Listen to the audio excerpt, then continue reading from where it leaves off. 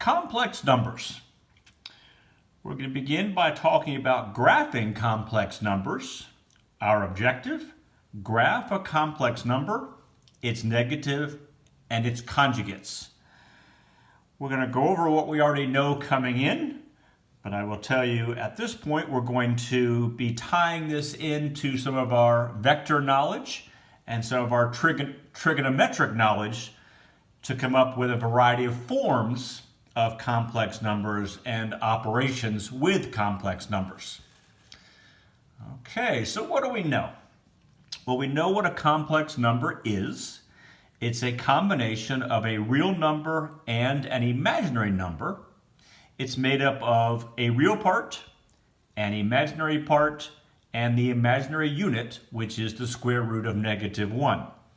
So in this example here, a plus bi, the real part is a, the imaginary part is b, and the I stands for the square root of -1. A plus bi is called the rectangular or the standard form of a complex number. Examples, 1 plus I, real part is 1, imaginary part is 1, imaginary unit is I. -2 minus 4i, real part is -2, imaginary part is -4, and then there's I. 5 times 5 plus 0i, the square root of 3i times 0 plus the square root of 3i. Now mathematicians use the symbol I for the square root of -1. Given that one of the major technical applications of complex numbers is in electronics, where I represents electric current, in technical fields, the symbol J is often used for the square root of -1 instead.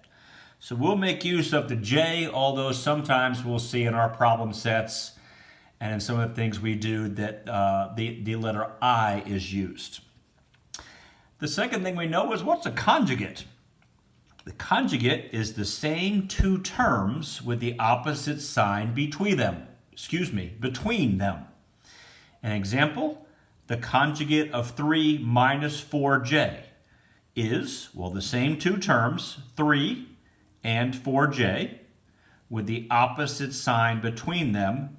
The minus 4j becomes a positive 4j, and this is the conjugate of this, and this is the conjugate of that. All right, complex numbers. Let me get my paper set up here. There we go. Complex numbers can be graphed on what's called the complex plane.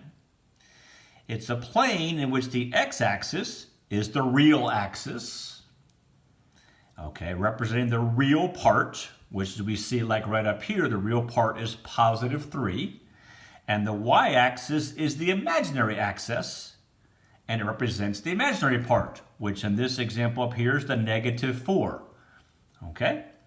Complex numbers can be represented by a point on the complex plane. They can also be represented by a vector from the origin to the given point on the complex plane. We'll do both of those. Note, a point in the complex plane represents a single complex number. Okay, this is different. A point in the rectangular coordinate system, in which we're talking about real numbers, represents a pair of real numbers. So a little difference there when we go from the real number plane to the complex plane. So we'll do one example here. Graph the complex number -2 minus 3j. It's negative and it's conjugate. Okay, let's first make a note. The number is -2 minus 3j.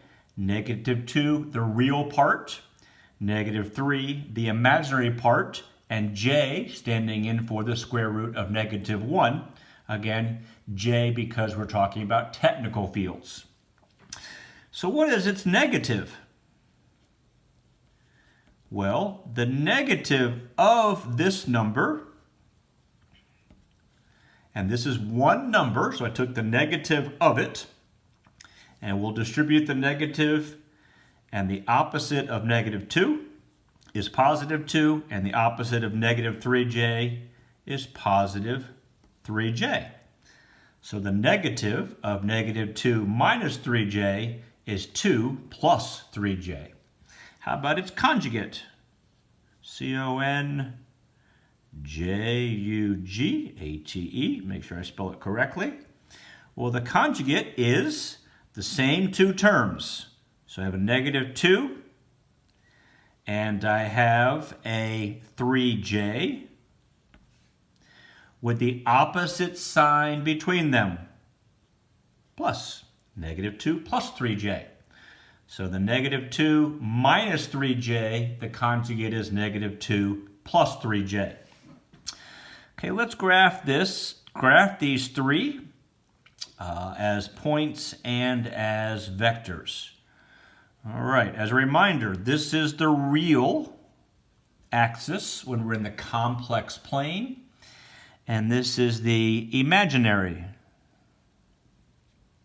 axis in the complex plane. So how about negative 2 minus 3j? Okay, so negative 2 in the real direction, because that's the real part. Negative 3 minus 3j is negative 3 imaginary. So we'll go down to negative 3 in on the imaginary axis, and we'll put the point right there. So this is the point.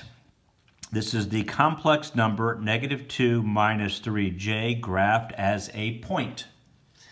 It's negative 2 plus 3j. So I'll go 2 on the real axis. I'll go 3, which is up 3 on the imaginary axis, and I'll put a point at 2 plus 3j. So this is the point 2 plus 3j on the complex plane.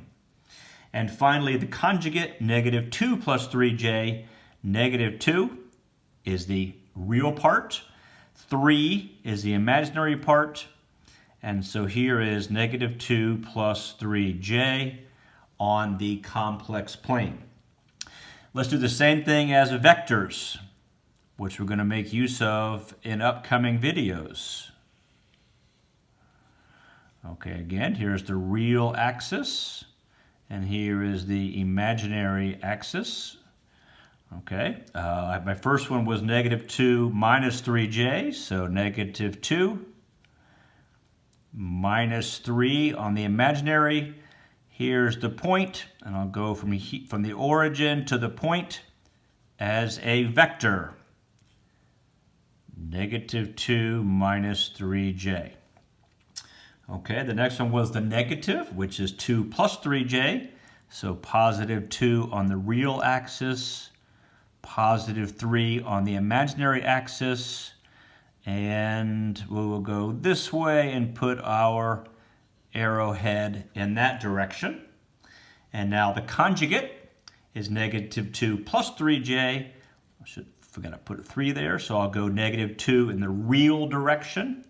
I'll go positive 3 in the imaginary direction, and that's the location, and I'll come to the origin, and that is the vector that represents the conjugate. Let's put that down. Negative 2 plus 3j, and I forgot this one. This is 2 plus 3j. Okay, so there you have it, graphing these. In the next video, we'll do a little bit of adding and subtracting complex numbers graphically.